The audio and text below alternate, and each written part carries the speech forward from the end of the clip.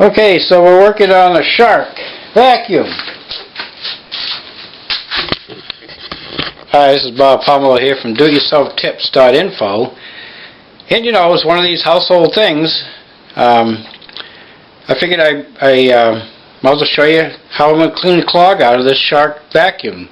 It seems to be a popular brand these days on the market, so I figured I'd show a video about it. So here's what I've done so far. There is a little access port. I've already got it apart, but I'll show you. It's reverse engineering.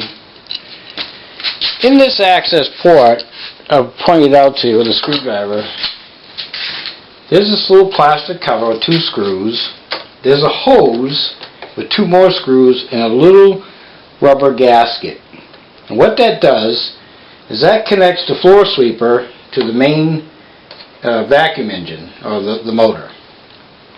And what happens a lot of times is this gets really clogged up. This hose will be full of lint. Looks like lint to me anyway. But it's just debris from the floor. I'll actually show you what I took out of it so far. If you look right here, I just tossed it in my sawdust box here, but that's how much I get out of that little piece of hose right there. All that. So what happens is that once that gets clogged up, the vacuum cleaner can't obviously do its job anymore because it's clogged. So my job, or depending on who's working on this project, is to unclog that and then put it back together. So I've run this a little bit.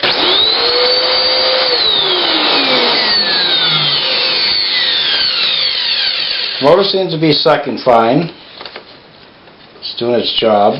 So to put this back together, I'm going to take this little gasket, this little piece of rubber gasket, and it only goes one way.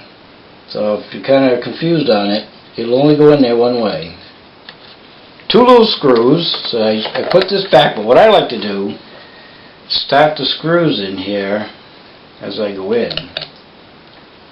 Hopefully they'll stay. Doesn't always mean I'll get it. But you want to start the screws kind of in the hole there, and then put the holes in. They don't give you a lot of room to work with, not on this model anyway. And so putting it back on can be a little tricky. But there you go. Kind of holds it in place. Let's get that bottom one in first. And you only want to start it a little bit and then start the other one. You don't want to do them, making sure that you can line them up while they're still loose. Sometimes you tighten one up all the way and you can't move it, and then you can't adjust it, and then you have to loosen it anyway. So you might as well just do it a little bit, screw it in a little bit, each screw in a little bit at a time, and then come back and secure it tight. Turn the screws to the right, clockwise. Then there's this little plate, which, I'm at the point where I almost like to get rid of this thing, but for now I guess. It doesn't do much. It just gets in the way when I have to clean it, but you got a little plate, and they call it an access port. I don't know if you can see that, but anyway, it says access port to remove clogs. So what I do is I'll put this back on.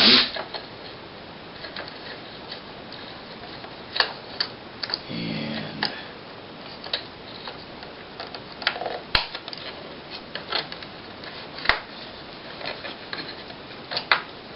I like to have the screwdriver here. I'll put this back on. And then I'll screw that one in a little bit, come back and do the other one. I just happen to have a long screwdriver. I have a whole selection of screwdrivers I can use. So I have a big toolbox, but It's got to be long enough to get by here, you know, on this one. So it's got to be, you know, at least this long. I could probably get it with this. It'd be a bit of a struggle. No, actually I can do it with that. Just, you know, your standard Phillips. Okay, so I got that. What I'm going to do is turn it on again.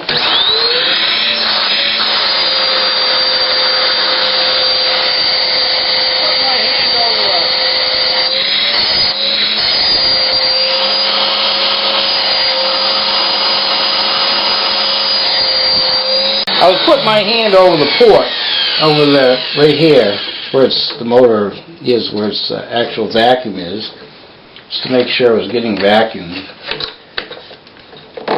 And it should be good to go. This is a Shark Power Pet model, they call it. Well, that's how you go in underneath and unclog it. So if your vacuum starts to, your vacuum cleaner, your Shark, starts to act up on you, won't start sucking up the dirt off the floor, then that's what you want to do, is clear that hose out like I just showed you on this video. You should be good to go. Make sure when you put back the canister that it's clear too, and it's not clogged in the canister part of it, which goes right up in here. And that should do it. You should be ready to go. I'll see you in my next do-it-yourself-tips.info video. See you there. So, I brought the vacuum cleaner upstairs, living room, and I still wasn't able to, I cleared the bottom, but I found that there's one more area that's got to be checked. I wanted to show you this. I want to make sure you can see it.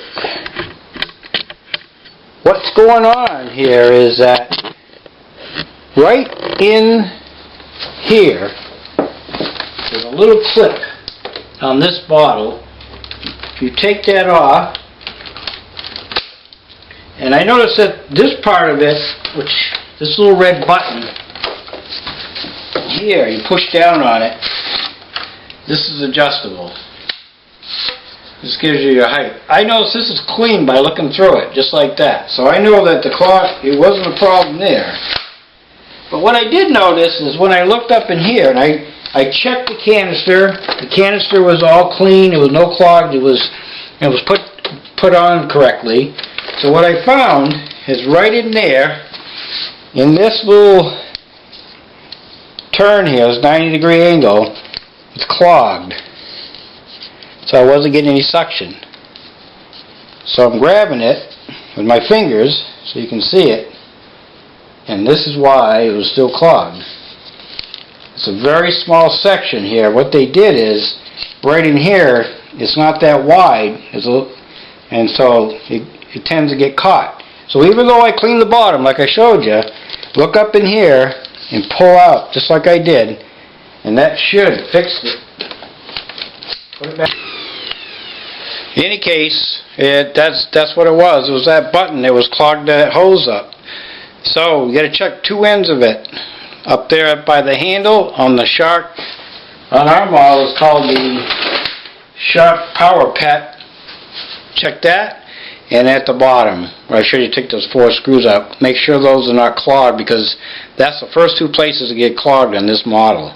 And perhaps you have a similar vacuum that you can incorporate similar idea how to clean out the holes on the top and the bottom. Well, I did unhook this here, and I did find a major clog right up in here. So you can see that when that button was up in there, look at this stuff that was hanging in here. I'll show you how you took that off. It's really easy. Just takes a flat tip screwdriver, but look at the stuff that was clogged up in there from that button. You can see it. So you can see that I probably got enough to fill an 8-ounce cup, at least, of dirt and lint that was clogged up in that hose. So if your vacuum is clogged, it's not sucking, well, there's a good chance that in those 3 areas that I showed you, they're going to be clogged. So the only way that you start with the bottom, work your way up, and then I'll start it up, and I'll feel the vacuum, and I'll know it's clear. So then I should be good to go, as long as the canister's clean and it's not clogged in any way or form. Okay, so how you take that hose off on that connection is there's this little retainer ring. You can see right here. It's just a little piece of plastic, and this goes back up in here. There's a little set groove in there. I'm going to get close to there's 2 tabs on each side of that ring. I'm going to line it back up and push it in. And once I get it close, they'll fall right into place, and they'll hold that in place. Now, to take it off, all I did was I took a flat tip screwdriver like this one, and I just went in on both sides of it, and I just turned it. Turned it a little bit on that side, turned a little bit on that side, until I was able to snap it off. And then to put it back, same way as I just did, I just snap it back on. That's where the culprit was. It was right in here. So definitely you want to check that. You got to take it apart, because it does clog up. It clogs in here and it clogs in here because of these 90-degree angles. So I line this tab back up, push it in, get it close, and there I am. Now check it. I can check it by taking it off right here, or the whole thing, and you'll see how much suction I have. You can see it.